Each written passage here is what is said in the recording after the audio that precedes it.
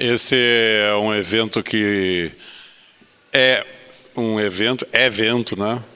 É evento, porque é baseado no vento aquariano da fraternidade, da amizade e de liberdade de diálogo, né? Nós aqui tentamos quebrar duas coisas: a ditadura dos PowerPoints, né? Que acabou dominando, e o Dimitri muito bem colocou que com o ingresso de Netuno em Peixes corresponde a uma nova perspectiva. Vamos trazer de volta o protagonismo para a pessoa, né? E fazer uma coisa mais próxima, mais íntima, mais humana, mais coloquial, né? E também permitindo a plateia falar, né? Se o palco é o sol, a plateia é a lua, né? E uma plateia que não tem voz, uma plateia muda, né? Me parece frustrante, fica uma coisa árida, uma coisa que parece que não se dinamiza. Então, fico muito feliz aqui de ter dois camaradas, né, de longa data, que estamos ombro a ombro nessa caminhada de divulgação, ensino e aconselhamento baseado no simbolismo zodiacal. E pela primeira vez junto de nós a Roxane, ou Roxane, Roxane você prefere? Então, que eu ouvi falando no evento do Sinarge, e imediatamente eu achei que ela teria que fazer parte deste evento, né? Porque agora aqui nós vamos tentar ver várias visões, né, dos peixes, do Netuno, dessa cidade pisciana, Netuno no ascendente, e sob a ótica de um astrólogo que tem um profundo conhecimento de meditação e um aspecto de experiência mística e de viagens pelo mundo, divulgando e intermediando esse conhecimento. O Eduardo, que é um dos mais brilhantes palestrantes que eu já ouvi falar, que é capaz de tornar o mito vivo, presente, né? Que isso é muito fácil discursar, né? O logos aí dos mitos, mas sobrepô-los àquilo que a gente vive e torná-los presente é para poucos, né? E a Roxane aqui, que eu pedi para ela que eu quero que ela, com a sua sensibilidade e conhecimento da psicologia junguiana e astrologia, nos dê como um diálogo terapêutico desse inconsciente coletivo pisciano que nos constela e que nos faz flutuar e afogar ciclicamente, né? Então nós vamos começar pelo Eduardo, que vai nos proporcionar um começo inteiramente netuniano.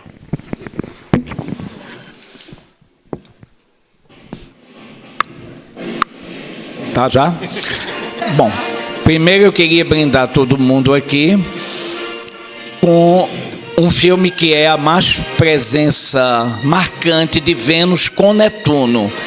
É uma introdução do filme de Jean Negulesco, de 1954, A Fonte dos Desejos. A música é baseada nas danças polovetianas de Borodin, cantada por Frank Sinatra.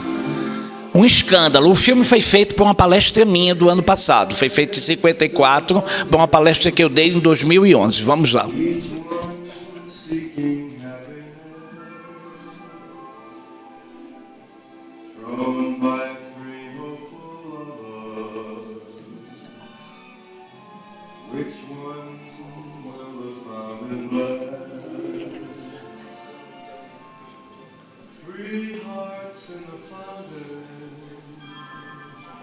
Each heart longing for its home. There they lie.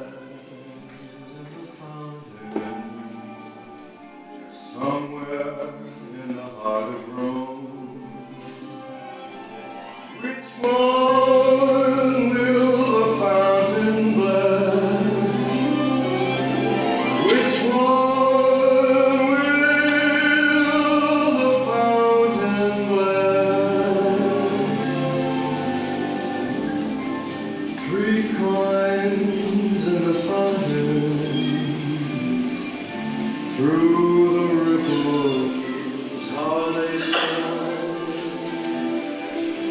Just one wish will be granted. One heart will wear a valentine. Make it mine.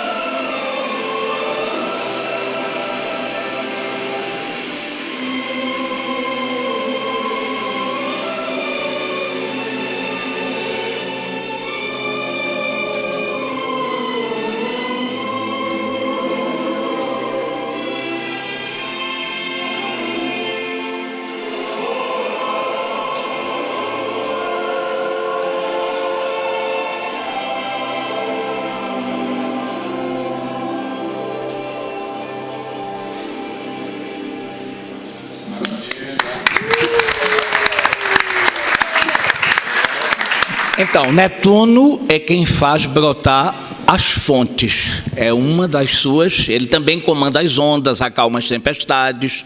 São as suas várias funções. Quem faz brotar as fontes é... A representação é exatamente o Poseidon, que é o Netuno. Por que a apresentação disso aqui? Porque o filme ele retrata a esperança das pessoas da realização dos seus desejos.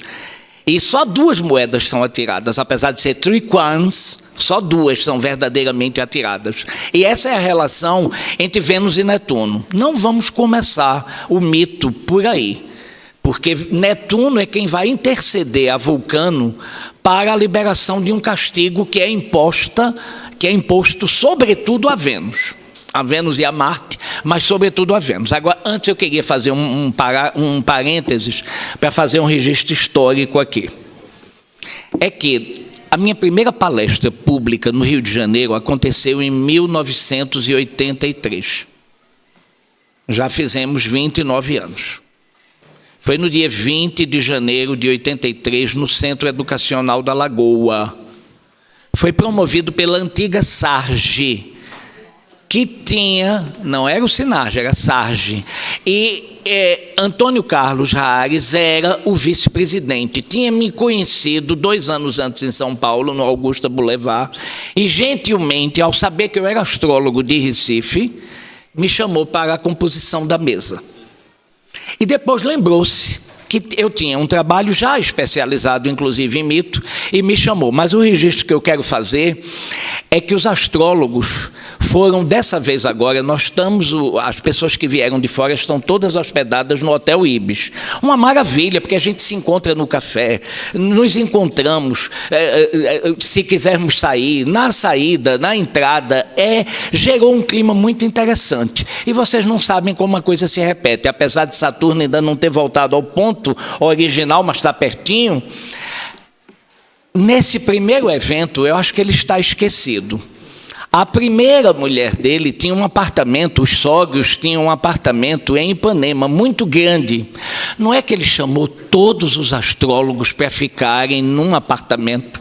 Então, quando a gente acordava, tinha Netuno caindo, Urano exclamando, Mercúrio reclamando, as pessoas perguntando se tinha astrologia em Recife. Eu me vendo na figura de um indígena do Amapá dizendo, tem sim, tem sim, tem sim. Eu magrinho, magrinho, fininho.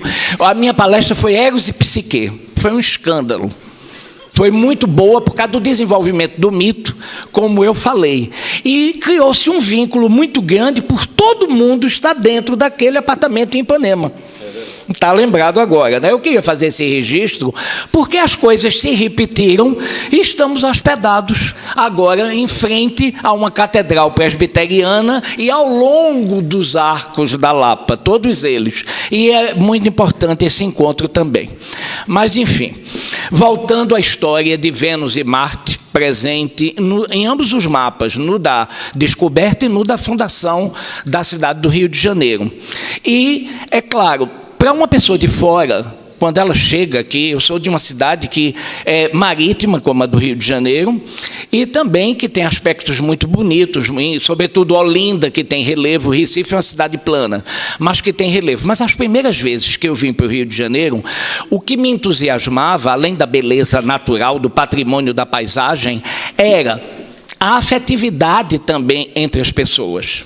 A capacidade de fazer uma amizade rápida, o ascendente Gêmeos, mas também essa história de Vênus e Marte, que eu acho que não esgota só numa sensualidade, mas sim numa complementaridade entre afetividade e sexualidade. Essa complementaridade, eu acho que é específico da cidade do Rio de Janeiro. Eu não conheço todas as cidades do Brasil, mas, enfim, eu acho muito específico e está no mapa. Então, a parte do mito que nos cabe a isso, e presente também no mapa, é o episódio de Vênus com Marte.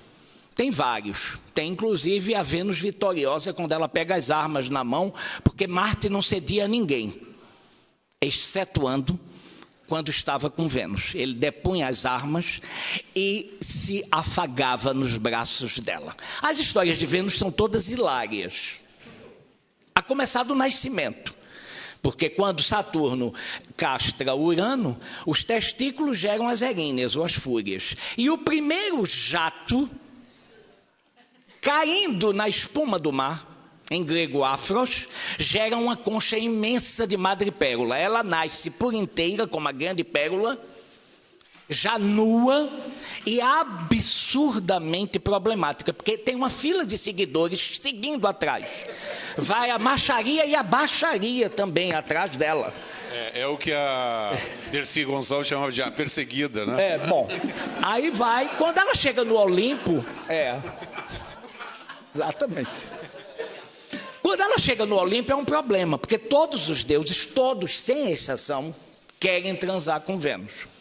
Todos. Vocês receberam um livrinho, e quem não recebeu pode pegar com o Alexandre, que é um panfleto nosso, que tem uma gravura extraordinária nas últimas páginas.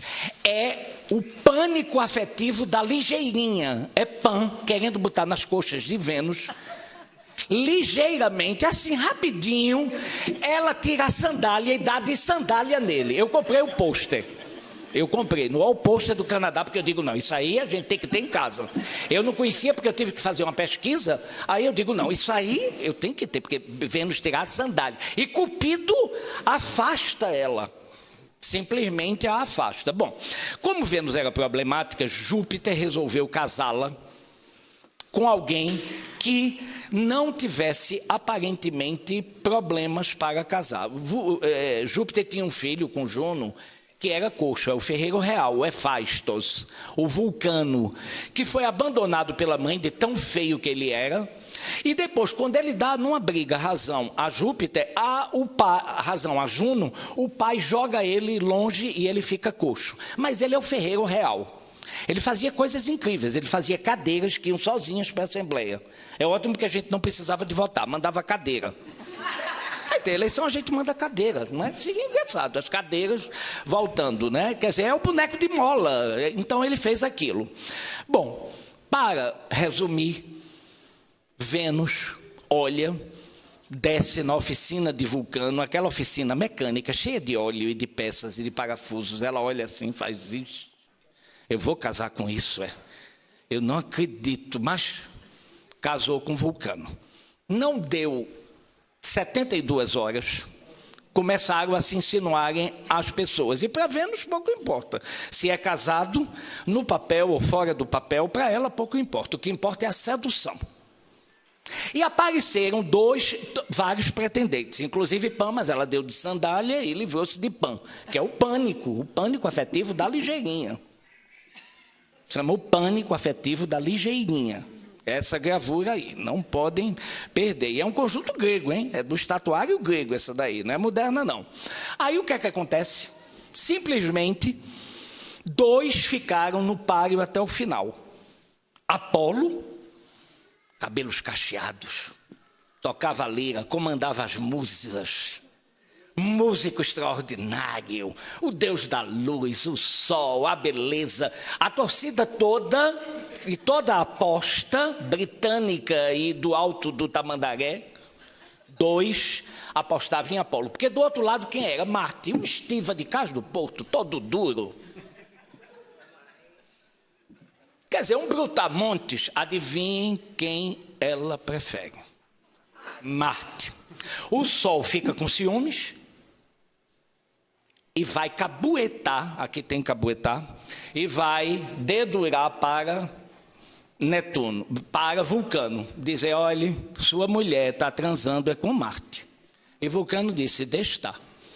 Marte, sabendo disso, levava um empregado chamado Alectrião. Alectrião ficava no lado de fora. Quando a aurora surgia, para o Sol não poder dar o flagra, porque a aurora precede o Sol, Alectrião batia e tinha ordem de arrebentar portas e janelas e de trazê-lo à força para o lado de fora. O Sol, quando chegava, olhava, via, conhecia pelos lençóis, que tem a lençolologia. Pelas dobras do lençol, o Sol sabia que meio que eles tinham feito. Pelas dobras do lençol. Chama-se lençolologia, e tem o lençolólogo. Eu não sou, não, lençolólogo.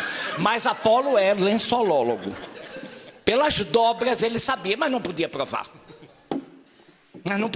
Mas um belo dia, Alectrião se apaixona por uma fuinha da corte de Vênus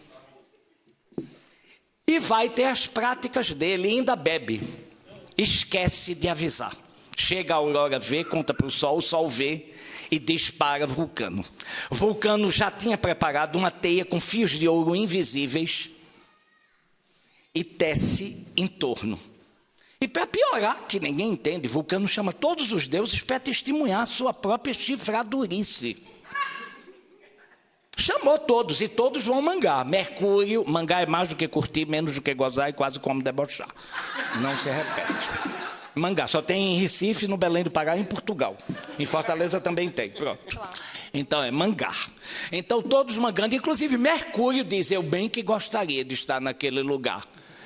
E ela não perde tempo, porque depois vai ter Hermafrodito, que é o filho de Hermes, com Afrodite. Ela gravou o que ele queria e depois ela faz a pescaria com ele.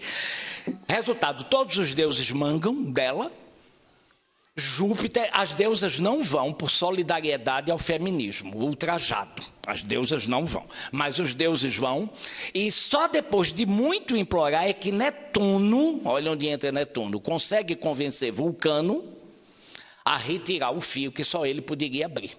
Ela sai envergonhada. Marte vai para Trácia, mas Marte, qualquer uma ali já estava acabado. Agora, ela envergonhadíssima, antes de sair, ela roga uma praga a Apolo e pega, tornando ele infeliz em quase todos os amores. Ele até tem, mas não mantém nada afetivo. Apesar de continuar sendo o mais belo, o mais luminoso, o mais gracioso e o músico. Ele musas, ele é quem liderava as musas, era o grande maestro, que era o Apolo, e ele não consegue. Ela simplesmente ainda continua casada com Vulcano, que apesar de tudo diz, olha Júpiter, você vai ter que devolver o meu dote. Eu quero dote com juros e correções monetárias, todinho, com a inflação toda corrigida. Mais hilaridade, porque as pessoas achando que ele ia reclamar outra coisa, ele está reclamando o dote. Mas ela continua casada com ele, e o episódio fica conhecido como a teia das paixões, aonde você, por conta dessa complementaridade entre sensibilidade, entre a afetividade, que é a sensibilidade interna, e a sexualidade, aí já representada por Plutão, mas ainda sob a égide dela, essa complementação, ela é feita com Marte. Mas você tem que começar e depois você tem que sair daquilo para poder reagrupar. É nisso que, se você mantiver um padrão muito instintivo, você cai numa animalidade. E muito intelectivo, você cai numa teoria mais platônica. Eu também queria aproveitar para realçar que essa foi a palestra do Estélio desse ano. Por quê? Porque no dia 5 de junho, tivemos o final de um ciclo pequeno de 8 anos, que começou em 2004 e terminou agora em 2012. Os astrônomos chamam trânsito de Vênus. Só vai ter agora em 2117. Os astrólogos, que é a única denominação que eu conheço, é o termo árabe Kazimi, que alguém chama Casimir, mas eu não tenho ascendência francesa, então não vou puxar pelo i final. É o Kazimi, que significa, uma palavra árabe que significa no coração do Sol. Ela passa no coração do Sol, coleta este brilho, é o único momento que Vênus se encontra com o Sol. E com o Apolo, representado aqui pelo Sol. Então ela vai, rouba, coleta ali no coração do Sol, e só tem um episódio em toda a mitologia que ela volta a se encontrar com Apolo. Nas núpcias de Eros e Psique, Apolo toca com a cítara e Vênus dança harmoniosamente. Isso está no Asno de Ouro de Apuleio, descrito. É verdade que já é a parte romana, um pouco mais tardia, mas ele descreve. É o único momento que ela se encontra. Mas como esse trânsito, que é de 8 anos, ele conta até 8 meses depois, estamos dentro do período também do Casime, de despertarmos a nossa arte ativa, de fazermos, e aqui dentro da possibilidade, e também do mapa do Rio, onde isso é muito marcante, o encontro entre Vênus e Marte, entre esta polaridade, que precisa ser lançada, e depois ter um distanciamento equilibrado, para a gente poder alcançar um resultado satisfatório. E eu fiz questão de demarcar isso também com o Casime, porque nesse momento ela está mais brilhante. E temos que desenvolver uma arte ativa, uma arte nossa, uma arte que a gente produza, e não somente importar a arte dos outros. Todos somos artistas, todo mundo tem Vênus no mapa, todo mundo tem habilidade e sensibilidade para fazer alguma coisa bonita. É importante você fazer uma coisa que você goste e que depois ache bonita. Se isso vai ser vendido, vai ter mídia, não importa. O que importa é que isso aconteça. Certo, então vamos dar a palavra para a Roxane, a nossa Vênus aqui na mesa, ao lado do Sol, do Saturno e do Netuno mora ali.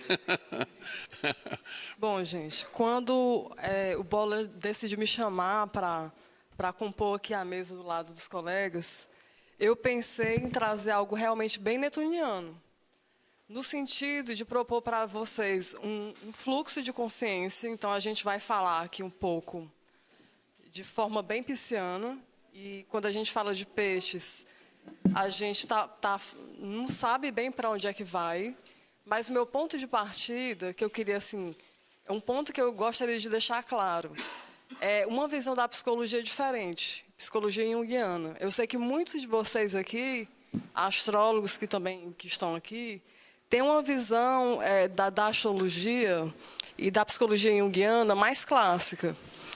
E a gente sabe que vieram os pais junguianos. Tem um psicólogo chamado James Hillman, que ele propõe que a gente deve reimaginar o mapa. Então, o mapa é um grande símbolo que deve ser visto como de uma forma poética. A gente tem que olhar para aqueles símbolos do mapa e tentar ver a poesia que tem ali dentro. E quando a psicologia junguiana clássica fala de cura, ela está pressupondo que existe um processo muito linear, onde vão haver a dualidade com os opostos, a parte da função transcendente, e que a gente vai chegar no ponto final, que é o self, que é a individuação. Essa é a visão clássica. A visão da psicologia arquetípica, ela já traz que isso é um processo que a gente não sabe se vai dar em alguma coisa. Isso é bem Netuno, né? não sabe se vai dar em alguma coisa. Mas o que é que nós devemos fazer? Aprender a respeitar as pedras da psique. É isso que o James Hillman e a psicologia arquetípica eles vêm propor, que nós devemos respeitar as pedras da psique. Então, vamos trazer uma imagem. A gente imagina um mapa, seus pontos positivos. A imagem aqui está bem netuniana, né? Você acha que pela imagem já dá para ver um pouco aí do rio. Vou já entrar um pouco nela. Então, voltando para a imagem, a gente pode imaginar um mapa que tem pedras. Algumas pedras a gente não pode retirar e algumas pedras nós podemos mudar de lugar. Seria esse o processo de você conseguir se integrar com você mesmo, é buscar saber que pedras que você consegue tirar e remover e a partir dela funcionar de uma forma diferente. Então, assim, é como uma dança, é processo de autoconhecimento da psicologia junguiana, dentro dessa proposta da psicologia arquetípica, é uma dança em que você tem que encontrar o seu ritmo dentro das suas energias do mapa e ver o que é que você tem de mais forte. Pensando no rio, vamos pensar aqui no rio, né? Que aí, dentro de vários pontos aqui, a gente pode... Vou pegar um que, claro, essa conjunção que tem aí de Netuno, imensa, e a gente pensar que se o rio tem um sol de casa 10, Netuno está lá, Peixes está lá, a pedra na psique do rio é o quê? É Peixes, é Netuno. E o que é que nós devemos fazer? Respeitar a luz e a sombra disso aí. Então, respeitar a luz dessas pedras netunianas é você rever esse movimento cultural da arte, sedimentar esse movimento que sempre acontece aqui. Ontem foi falado na palestra que o Bola trouxe, de como todos os pontos culturais acontecem aqui, né, se elevam aqui na cidade. E isso precisa se manter. Agora, se a gente passa por um trânsito de Netuno, a gente sabe que Netuno ele dilui por onde ele passa, nós sabemos que isso volta para o inconsciente e renasce. Então, como é que... Eu acho que a grande pergunta que fica, que a gente poderia assim, pensar um pouco nisso aqui, é como é que essas forças culturais, artísticas, elas vão renascer. Como é que isso vai ressurgir, vai renascer. Que pedras que a gente tem que tirar, pode mudar de lugar, e que pedras tem que ficar. Vamos pensar aqui um pouco na sombra, né? A sombra, ela vem muito pelo lado de Netuno como o lado da ilusão, essa questão das drogas, né? Que a gente sabe que é muito forte na cidade do Rio.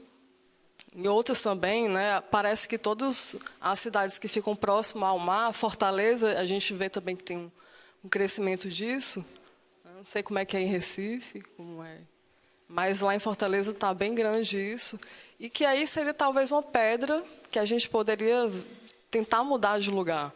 E esse trânsito, quando ele aparece para diluir isso.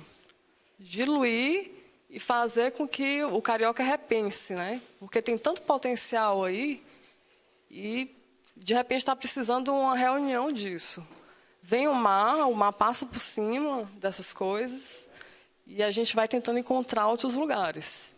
Mas e a luz? E a luz, você já tem a luz. Vocês têm a luz quando a gente chega aqui. Eu cheguei, uma experiência bem interessante, eu cheguei aqui no Rio e fiquei no Hotel Ibis, né? E eu resolvi caminhar um pouco lá pelo hotel e sentir como se fosse uma antropóloga, procurar sentir a energia das pessoas, tentando esquecer tudo que eu sabia do mapa do Rio. E realmente percebi como o carioca tem esse lado geminiano de gostar de conversar, de puxar as ideias e ter uma certa curiosidade. Agora, a gente observa, assim, que existe uma certa desconfiança, né? Tem uma certa desconfiança. Mas, se você vem com uma postura mais solta, algo intuitivo em vocês parece que capta, que pode se sentir à vontade. E aí eu fui passeando pelo Rio e fui encontrando e reencontrando lugares, e chegando em lugares que davam prazer, que eu gostava. Então, acho que essa é uma marca muito forte dentro da cidade do Rio. E, puxando um pouquinho para a questão dos mitos, dentro da psicologia arquetípica, a gente pensa que também temos que revisar os mitos. Então, o mito que precisamos trazer devem ser mitos que condizem mais com a nossa realidade. Aí, para fazer uma complementação com o que o Eduardo trouxe, né, já que ele trouxe a parte da mitologia grega, eu pensei aqui na questão do mito de Yara. Não sei se vocês conhecem, né? Então vamos guardar Yara um pouquinho? Vamos guardar Yara, que Yara está lá no fundo do rio. O que o Pedro acha dessa questão das pedras que ela colocou, né? E essa complementaridade que o Eduardo também muito bem trouxe à tona. Eu acho a questão das pedras genial, não só para o Rio de Janeiro, mas para a astrologia como um todo. Há 20 anos atrás, eu lancei uma ideia e uma proposta de método de astrologia que chamava astrodeprogramação, onde a gente partia do pressuposto de que o mapa astrológico tinha uma programação original, mas que tinha espaços em brancos, que todos nós nascemos com certas coisas certas e que aqueles espaços eram preenchidos pela educação. Então, como é que a gente poderia deprogramar aquilo que foi programado para a gente para usar de outra maneira os mesmos espaços, né? E o James Hillman é genial em colocar isso, né? Agora, pensando no Rio de Janeiro como peixes, eu, quando estava vindo para cá, eu moro aqui pertinho, como eu disse para vocês, né? E aí eu passei no bar do Serginho, aqui na esquina, onde eu já tinha passado ontem à noite, na hora que eu saí da palestra do Bola, e falei do evento aqui para todo mundo, que são todos os meus vizinhos, né? Eu falei, gente, está tendo um evento assim, assado, no Parque das Ruínas, agora teve a palestra do Bola, que foi genial, não sei o quê, vão lá amanhã, tem os mapas dos heterônimos do Fernando Pessoa, tem isso, tem aquilo, e todos eles disseram, são todos potencialmente intelectuais, músicos, escritores, e todos disseram, que máximo, genial, não sei o quê, pô, eu queria ter ido lá hoje, até soube, não sei o quê. Na hora que eu vim para cá hoje, estavam todos eles sentados no mesmo bar, bebendo a mesma cerveja. E aí eu falei, bom, estou indo lá para o evento, agora vai ter isso, depois mais tarde vai ter aquilo. Genial, a gente vai lá. E amanhã eu vou voltar aqui, eu vou passar por lá, eles vão estar lá juntos. E eu fiquei vendo, poxa, isso é o Rio de Janeiro, né? É a água, né? É esse descompromisso da água, né? Essa coisa as coisas não têm limite, não tem precisão. Aquela música que o Vinícius Cantuária dizia, né? Quem sabe eu te encontro de noite no baixo. O sujeito está doido pela outra, mas ele nem marca encontro. De repente a gente se cruza, de repente eu te... É tudo... E se a pessoa diz também que vai, também não vai. Ela diz assim, então tá, 5 horas está na sua casa. Ela chega às 5 para as 10 do dia 8 de agosto de 2025, né? E eu tenho um amigo meu, em inglês, que ele me falou que um dia ele escreveu para o Krishnamurti dizendo que queria conhecer ele. E o Krishnamurti disse, pois não, vem aqui, né, dia tal, às 5 da tarde. E ele chegou mesmo assim, ele chegou às 5 para as 5, ele disse que deu uma volta no quarteirão, para não ser indelicado de tocar a campanha antes, enquanto o outro podia ainda não estar preparado. Às 5 horas ele tocou a campanha e entrou. E eu fiquei olhando para ele assim, meu Deus, esse jeito no Rio de Janeiro estava perdido em uma semana. Porque um dos lados piscianos do Rio de Janeiro é que o Rio de Janeiro instituiu uma prática dentro do funcionalismo público que 15 minutos não é atraso. Isso é normal aqui. E eu fiz muito treinamento fora do Brasil e fui reprovado em alguns dos cursos que eu fiz porque eu me acostumei a chegar 15 minutos atrasado. Então eu achava normal chegar 15 minutos atrasados e os alemães, que eram os instrutores, eles ficaram enfurecidos, arrancavam a cabeça. Bom, o que o Rio de Janeiro tem a ver com o signo de peixe? O que pode ser mudado? Que pedras que podem ser mudadas? Que pedras que foram mudadas ultimamente, que a gente pode repensar se foram mudadas numa direção legal ou não, né? Uma das coisas do lado pisciano do Rio de Janeiro interessante é essa tendência mística, a tendência à reflexão, a tendência ao aprofundamento reflexivo, né? Essa coisa, o peixes, ele vive lá nos abismos internos do oceano, nas profundezas, os abismos internos, e às vezes ele precisa desse contato para se regenerar, né?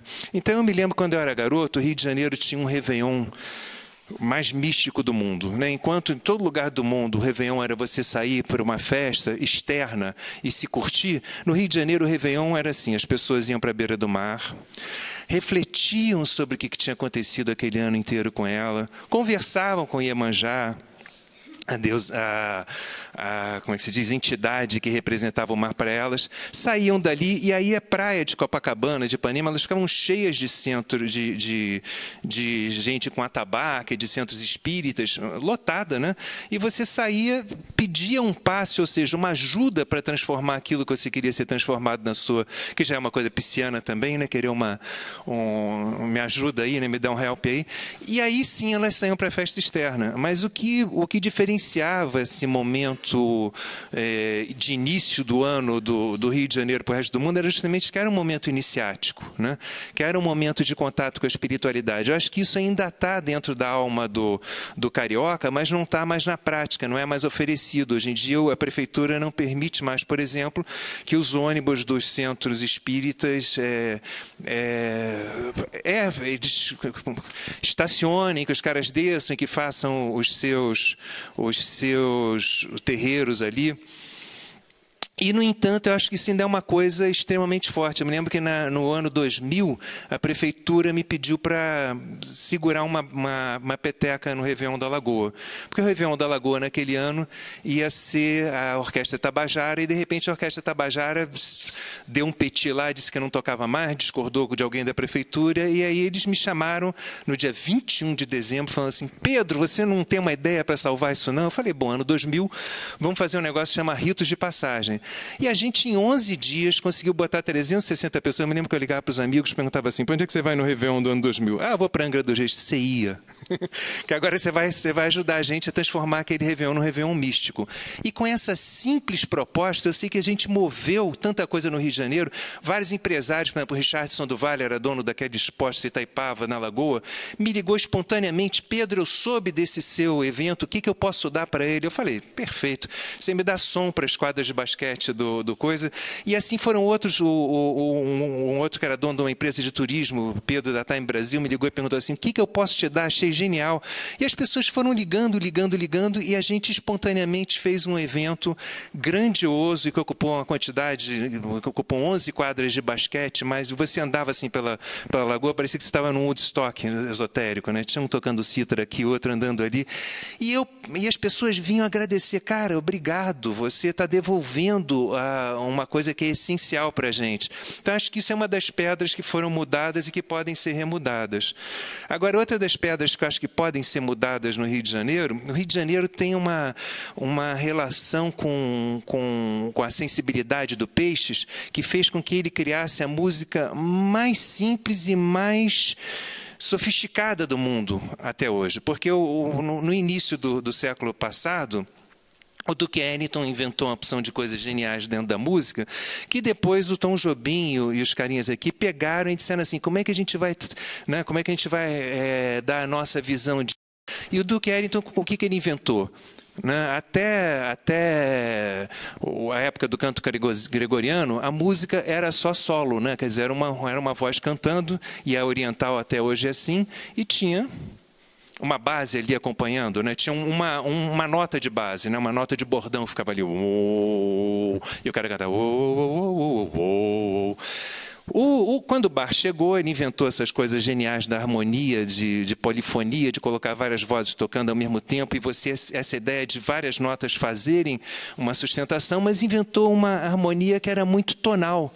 O Duke Ellington inventou ali uns acordes mais sofisticados, botou uma 11ª, uma 13ª, uma nona, e o Tom Jobim levou isso ao auge do auge do auge. Quer dizer, essa cidade produziu uma sofisticação e simplicidade da sensibilidade de uma forma netuniana que tomou o mundo. Eu chego em cidade... Seria Vênus, Trígono, Netuno? Eu chego em cidade do interior da Índia e está tocando Garota de Ipanema, está tocando Desafinado, está tocando... Eu chego na Tailândia, está tocando isso até hoje, né? Mas, no entanto, a geração Plutão em Libra que é uma geração que deve estar agora o quê? Com... De quantos anos aqui anos? Deve estar com uns 32 aos 40... É a geração que foi fã da Xuxa, fã da Sandy, geração Sandy, né? Que o Plutão, ele é a busca de consciência, o Libra, ele tem esse medo de que aprofundar muito possa criar atrito, possa criar conflito. Então, foi uma geração que, de uma certa forma, buscou a consciência pelo equilíbrio estético, mas que teve uma certa paura de qualquer coisa que fosse um pouco mais de profundidade. Foi uma geração que pegou essa música da Bossa Nova e botou e adotou no lugar o pagode, que tinha 3 acordes, né? Não era o bom samba, que também era super sofisticado, do Cartola, do Paulinho da Viola, ou do Nelson Cavaquinho, que são extremamente, como é que se diz, piscianos, no sentido dessa sofisticação da sensibilidade, no sentido de uma sensibilidade que faz com que dessa sujeira do dia a dia da favela possa nascer uma coisa tão linda que toque sensibilidades em todos os lugares, né? Aliás, o Rio de Janeiro criou essa expressão pisciana, né? Tá que nem um pinto no lixo, né? Então, Eduardo, Vênus... Intrigo no Netuno. Vênus, intrigo no Netuno. Esse Casime, principalmente, como é que você o conectaria com o mapa do Rio de Janeiro? Ou de que forma você utiliza essa percepção, essa visão e essa tua... É que eu acho que para a complementaridade que existe, tanto que o símbolo de Vênus vai continuar como símbolo universal, independente da astrologia, como a mulher. É um círculo com a cruz embaixo. E Marte é um círculo com uma flecha, apontando não exatamente para cima, e seguir Urano, mas de lado. Aquela flecha é também uma cruz de lado. A força é uma cruz que se lateraliza. Ao passo que a arte é a transposição do celeste, ela é urânia na origem, o pai é Urano, sim, ela é celeste, para a Terra, representado pela cruz. Então, essa complementaridade no Casime, o Casime foi de Vênus, torna ela mais atraente e desperta uma sensibilidade extra para as pessoas, que o que aconselhamos, o que orientamos para ser realizada uma intervenção é uma prática de uma arte ativa pessoal. É você vasculhar sua infância, é você vasculhar sua adolescência, é você vasculhar seu interior para ver o que é que você gosta e que tenha condição de fazer e de achar bonito depois. Porque é impossível começar por uma coisa que você não goste. E que você capriche naquilo ali a tal ponto que aquilo resulte numa coisa que você ache bonita a confecção. Isso tornará a Vênus mais luminosa. Ponto. Tornando a Vênus mais luminosa, e, portanto, isso vem a partir do encontro dela roubando algo do coração do Sol, da luz, ela se tornando mais luminosa, a complementaridade que é necessária ser feita com Marte no mapa e na vida vai ser realizada de uma maneira mais propícia a um resultado harmonioso, porque partindo dela, ele já é subjugado por ela, ele depõe as armas por ela, independente de Casime. Mas no Casime, o encontro se torna mais luminoso e mais bonito. A gente pode falar até num banho entre Vênus e Marte, não sei se ele pode projetar agora, eu trouxe a gravura do Giulio Romano, o banho de Vênus e Marte. Imagina esse banho com ela ultraluminosa, que é o caso agora. Ela já está. Nós é que precisamos atualizar essa luminosidade interior. A primeira é a que está no número 1. Aí, é porque invertemos a ordem. Passamos o filme, não é? E então... não, mas ele fez uma pasta à parte, eu acho. Bom, mas enfim, é uma tela de Giulio Romano, aonde Vênus está tomando banho com Marte. Aliás, ela está exposta aqui também. Eu não sabia, porque na exposição da iconografia que Marta fez, a tela o banho de Vênus e Marte. Só para a gente dar uma olhada de que esse banho ele já existe, mas ela está mais luminosa para esse banho agora. Então você está dizendo, em outras palavras, que aqui no Rio de Janeiro é possível que o Marte deponha armas para Vênus. Isso, mais do que já faz normalmente, porque ela está mais luminosa. Agora, é preciso que as pessoas, além delas estar luminosas, alumiem ela dentro de si, porque essa transposição para o seu interior é pessoal, é único. Isso é muito bom porque, olha ali. Porque tira essa ideia também de que tudo é uma causa dos astros, né? Essa é outra questão. A gente tem que fazer as intervenções. Exatamente. E que é um espelho dessa. Agora eu queria te perguntar uma coisa. O mapa é o que devia ser, não o que está sendo. Visto daqui, né? Visto daqui da Terra, na verdade, a gente vê um ponto preto no centro do céu, do Sol, isso, né? Isso, então ela tá virada para o Sol e ela nos deixa de costas, né? É porque a solarização extrema da consciência, representada pela luz da consciência central, na hora em que ela vai roubar, ela não passa de um ponto preto, visto do ponto de vista do Sol. E é o que a gente vê do ponto de vista da Terra. É apenas um ponto preto, roubando a luminosidade. E essa luminosidade, que é o que eu acho que é necessário, desfile, né? Uma prática de uma arte ativa, porque ela não está mais no coração do Sol. Foi só no dia 5, durou 16 horas. E pronto, aquela passagenzinha, e agora só em 2117. Eu acho que as pessoas não estariam mais vivas. Se bem que tem tanta técnica, né? Falam até que tem que acordar de manhã cedo e comer baba de quiabo. Cada vez que faz isso uma vez no ano, aumenta um decênio de vida. Mas eu não recomendaria essa baba de quiabo cru. Eu não pratiquei, não recomendaria. São técnicas de longevidade, não é? Próprias de um esquizoterismo. Não seria nunca de... Seria já uma coisa assim, já de uma determinada maneira. Agora, eu trouxe também... Tá lá a imagem lá. Pronto. Aí é a gravura, olha a teia, aquele é de ouro invisível, olha vulcano, não, a anterior. Não, essa aí é o banho, a outra. que estava anterior. Essa daí. Agora os deuses, porque estão cortados lá em cima, estão todos mangando. E observem as mãos, é eles querendo tocar nela. Porque quando ela aparece, vai uma fila atrás, querendo. Ela é que vai dando uma selecionada, entendeu? É a fila da baixaria e depois substitui o M de mamãe pelo B de Brasil, fica baixaria.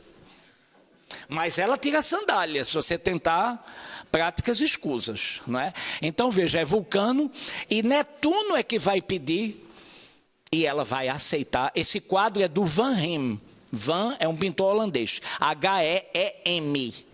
Para quem quiser pesquisar, ele tem uma obra muito bonita, inclusive eu descobri que ele tem um Saturno, porque são raras as gravuras de Saturno. São muito, e ele tem uma gravura muito especial de Saturno. Vem cá, e quando Vênus... Por que Vênus não usa sandália e chama o Marte quando se trata de matar uma barata? Essa é uma boa pergunta para ela, porque provavelmente ela não entrou em pânico. Não entrou em pânico, né? Porque Pan é o pânico. Pan tem esse nome porque ele agrada a todos os deuses. Ela não ficou assustada o suficiente? Não.